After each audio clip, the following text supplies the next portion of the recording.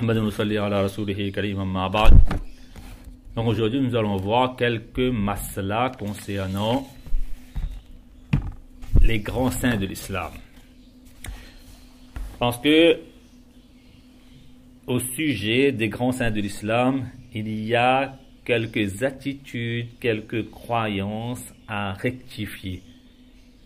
Et que à un moment donné, il n'y a plus de différence entre le mortel et l'éternel.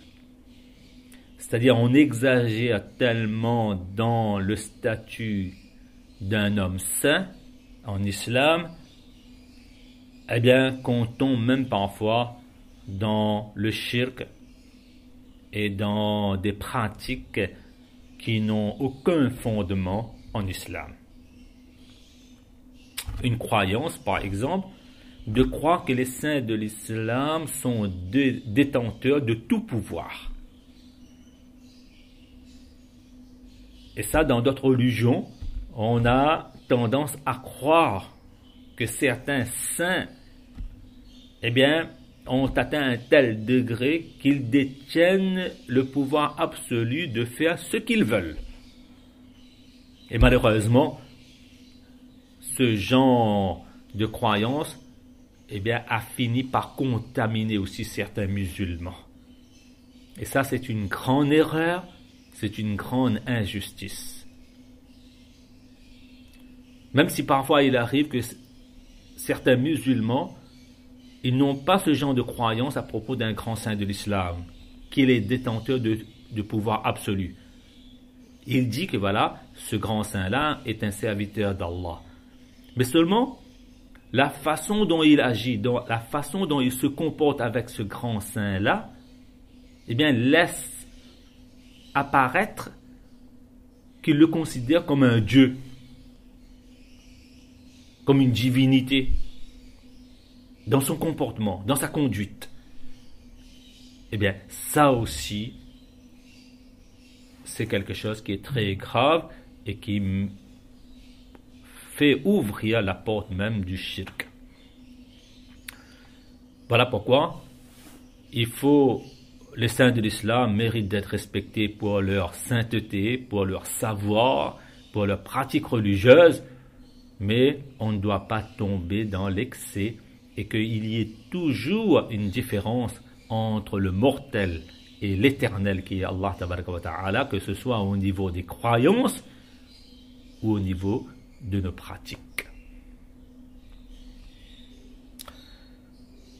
Donc un exemple tout simple au niveau des croyances, que si on croit qu'Allah tabaraka wa ta'ala a donné à tel saint de l'islam tout pouvoir et que maintenant ce saint de l'islam, lorsqu'il agit, il n'a même plus le devoir même de demander la permission d'Allah tabaraka wa ta'ala et qu'il n'a plus besoin même de la permission d'Allah tabaraka wa ta'ala et de l'autorisation d'Allah tabaraka wa ta'ala, jusqu'à aller croire que quand ce saint-là veut faire quelque chose, eh bien Allah tabaraka wa ta'ala ne peut même pas s'interposer, Allah tabaraka wa ta'ala ne peut même pas le freiner ou encore l'empêcher de faire ce qu'il a l'intention de faire. Eh bien, avoir une telle croyance envers un saint de l'islam et affirmer l'incapacité d'Allah à l'égard de cette personne-là, eh bien, c'est du kufr et du shirk akbar. C'est le grand shirk. Donc voilà, ce genre de croyance-là ne doit jamais être dans le cœur d'un musulman et d'une musulmane.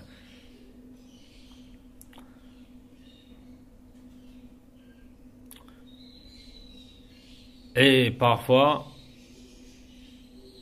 eh bien, certaines personnes vont beaucoup plus loin dans leur excès sur le statut d'un saint en islam, que même dans le domaine matériel, lorsqu'ils demandent l'opinion d'un saint de l'islam, eh bien, ils ont cette certitude-là, ils sont sûrs d'eux, que l'avis donné et l'opinion et le conseil donné par ce grand saint de l'islam-là est infaillible, parce que ce saint-là, eh bien, il a des ouvertures spirituelles, je ne sais pas, il est comme un devin, il devine l'avenir, etc.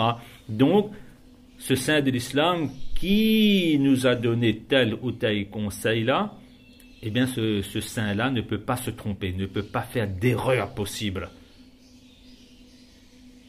Alors que non, seul Allah Ta'ala est infaillible. Même le prophète sallallahu alayhi wa sallam, lorsqu'on dit que le prophète sallam est infaillible, cela veut dire quoi? Le prophète sallam peut se tromper.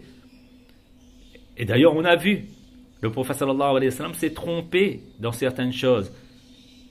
Et lorsqu'il a demandé l'avis des sahaba radiallahu anhum, eh bien, ces sahaba-là lui ont donné un avis meilleur que les siens. Et le prophète sallallahu alayhi wa sallam s'est conformé à l'avis de qui? De ces sahaba radiallahu anhum. Mais le prophète sallallahu alayhi wa sallam est infaillible dans ce sens-là que lorsqu'il se trompe, eh bien, il est corrigé par Allah. Allah tabaraka wa ta'ala ne laisse pas le prophète sallallahu alayhi wa sallam persister dans son erreur d'interprétation. Non, Allah ta'ala il corrige. C'est dans ce sens que le prophète sallallahu alayhi wa sallam est infaillible. Mais il n'est pas infaillible comme Allah est infaillible, comme Allah ta'ala ne peut pas se tromper. Allah ta'ala n'oublie pas. Allah ne se trompe pas. Allah ne fait pas d'erreur. Mais ça, ce genre d'infaillibilité revient uniquement à Allah tabaraka wa ta'ala, même pas au prophète sallallahu alayhi wa sallam. Et bien maintenant, croire qu'un saint de l'islam est infaillible comme Allah, il ne se trompe jamais, il ne fait jamais d'erreur, alors qu'il est un mortel, eh bien on est en train d'élever un mortel au rang et au degré de l'éternel. Et ça, c'est du shirk. Donc il faut faire très attention à ce genre de croyance. Il y a même des gens, peut-être ici à La Réunion, on ne voit pas ces choses-là, mais dans les pays asiatiques, là où il y a parfois le culte de la personnalité. Il y a le culte, oui, de la personnalité. On adore la personne comme on adore une divinité. Jusqu'à que, au lieu de demander à Allah tabaraka wa ta'ala une chose, eh bien, les gens préfèrent demander à ce saint-là et ne demandent plus à Allah tabaraka wa ta'ala. Ils délaissent Allah tabaraka wa ta'ala. Ils ont tellement d'importance dans leur cœur de cette personne sainte-là que l'importance d'Allah dans leur cœur a fini par diminuer. Eh bien, ce genre de comportement, ce genre de croyance sur le statut des saints de l'islam n'est pas bienvenu en islam. Donc il faut laisser chaque chose à sa place. Un mortel est un mortel et l'éternel, c'est Allah tabaraka wa ta'ala. Il faut que la différence, ça se voit non seulement au niveau des croyances, mais au niveau pratique aussi, qu'il y a bien une différence entre l'éternel et le mortel.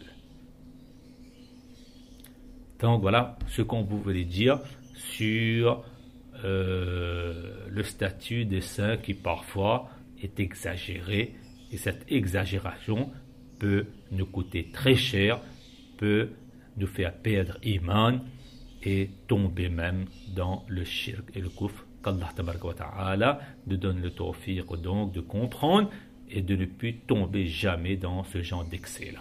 Wa akhiru da'wana alhamdulillahi rabbil alamin.